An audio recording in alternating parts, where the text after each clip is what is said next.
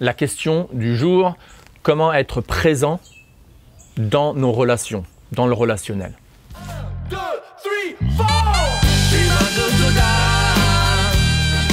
Salut, je m'appelle Chandra ou Cyril Vorer, j'ai un master en théologie de l'université de Oxford et j'ai environ 50 000 heures d'expérience de méditation mantra. Et donc si tu t'intéresses à la philosophie du yoga, eh bien abonne-toi à cette chaîne pour pouvoir en savoir plus et approfondir ta propre dévotion, ta propre spiritualité. J'ai 3 points intéressants, importants à partager sur ce sujet. Le premier point, c'est une question de croire vraiment en le personnalisme. Alors qu'est-ce que je veux dire par là? Croire vraiment qu'on est vraiment des personnes. Alors tu me diras, bah, c'est évident, quoi. On est tous des personnes. Pourquoi tu parles de ça? Pour avoir des relations, être plus présent dans le relationnel.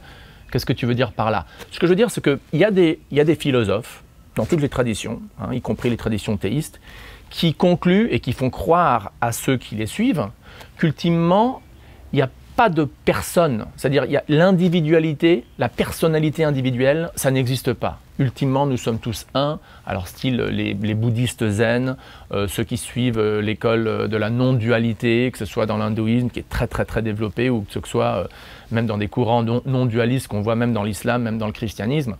Cette idée qu'ultimement, on se fond dans une sorte de lumière cosmique, on perd notre individualité, nous ne sommes pas des personnes, ultimement.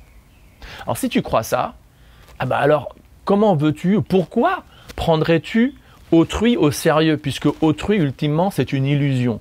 La personne que tu vois devant toi, que dire du corps qui, soit est temporaire et va mourir, mais même la soi-disant âme, la personne à l'intérieur qui parle du corps, elle aussi ne veut rien dire, puisqu'ultimement, on est tous un. Donc, cette question d'autrui, d'avoir une relation avec autrui, être présent avec autrui, ça veut rien dire. Tu vois ce que je veux dire? Par contre, si tu prends au sérieux que non seulement tu es en train de parler à quelqu'un qui est une personne au niveau physique, bon, ça personne ne va le nier, mais que même au niveau ontologique, même au niveau spirituel, c'est une personne, une vraie personne, un être spirituel, une âme éternelle qui ne meurt jamais, qui ne perd jamais son identité originelle, qui continue à vivre en tant que telle, avec ses propres caractéristiques individuelles, spirituelles, vie après vie, et même après la libération du cycle des naissances et des morts, elle demeure une entité individuelle, éternelle. Ah là, si tu crois en ça, eh ben, c'est beaucoup plus facile de prendre autrui au sérieux. Parce que là, devant toi, là, d'un seul coup, tu n'as pas juste un phénomène illusoire de quelques années qui paraît être personnel, mais qui ne l'est pas vraiment. Mais au contraire, tu as une personne éternelle devant toi, et donc tu la prends au sérieux. Tu la prends au sérieux. Le deuxième point qui est important, si tu veux vraiment faire du progrès dans le fait d'être présent dans le relationnel, eh ben, il faut avoir un lifestyle propre. Il faut avoir un mode de vie clean.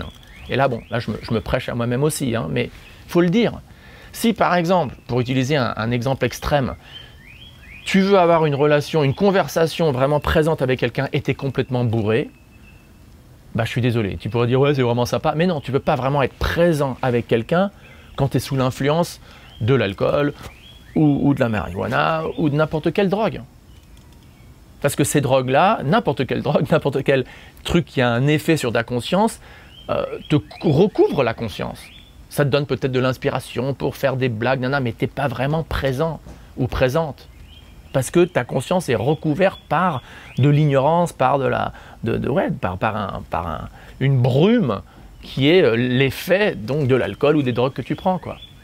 Même chose avec ce que tu manges. Je veux dire, si tu contribues à une diète violente, donc si par exemple, désolé de le dire, mais si tu contribues à l'abattage des animaux et tu manges de la carcasse animale qui vient de pauvres animaux qui ont vraiment souffert quand on les a tués dans les abattoirs, bon, bah, cette violence, cette peur, elle est présente dans ta conscience. Et donc tu peux, encore une fois, être moins présent avec autrui.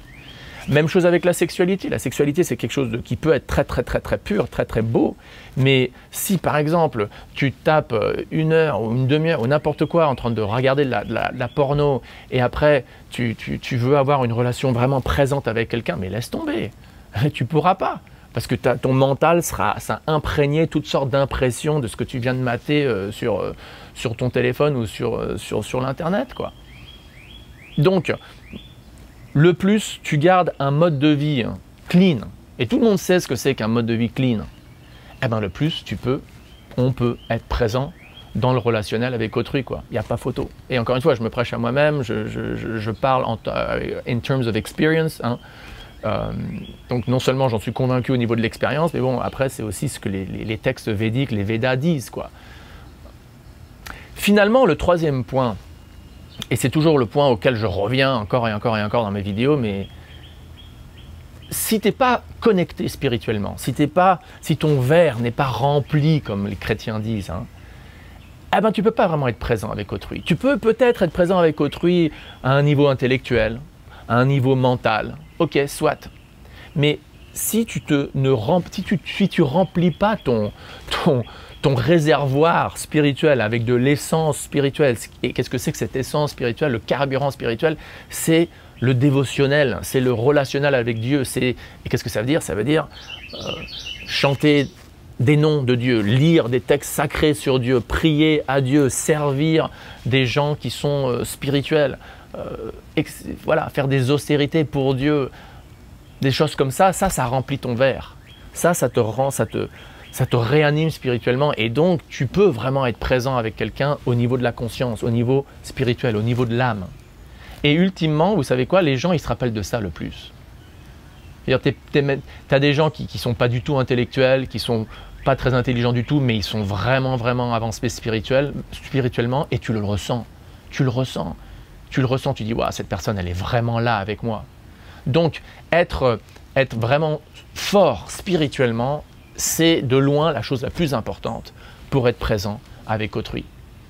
Et la méthode que moi je suggère dans cette chaîne YouTube, et que c'est la méthode qui est suggérée par toutes les traditions théistes, je dirais, et en particulier la tradition du Bhakti Yoga à laquelle j'appartiens, l'activité principale qui remplit ton verre, entre guillemets, c'est de rentrer en contact avec Dieu sous la forme de son nom, de la vibration sonore, son avatar sonique si tu veux. Pourquoi? Parce que l'idée est que Dieu, étant omniscient et omniprésent et omnipuissant, est présent dans l'avatar sonore de son nom, et là dans la vibration de son nom, quoi. Et donc en entrant en contact sonore, sonique avec Dieu, donc d'où la méditation mantra, eh ben, tu rentres en contact avec la vérité absolue, tu rentres en contact avec la source de ton existence, tu rentres en contact avec Dieu, et là tu te remplis, là tu remplis ton réservoir. Et quand ton réservoir est bien rempli, eh ben, quand tu es dans une relation avec autrui, tu es vraiment là, tu es vraiment présent avec eux, et ils le ressentent, et ils le ressentent. Donc, 1, croire en la personnalité d'autrui, 2, essayer le plus possible d'avoir un lifestyle clean, et 3, être connecté au divin, être connecté à Dieu. Là, si tu fais ces 3 choses, il y a des bonnes chances que tu seras beaucoup plus présent dans tes relations. J'espère que tu as aimé la vidéo. Si ça t'a plu, s'il te plaît, abonne-toi pour que l'algorithme puisse les montrer à plus de gens. Et à la prochaine.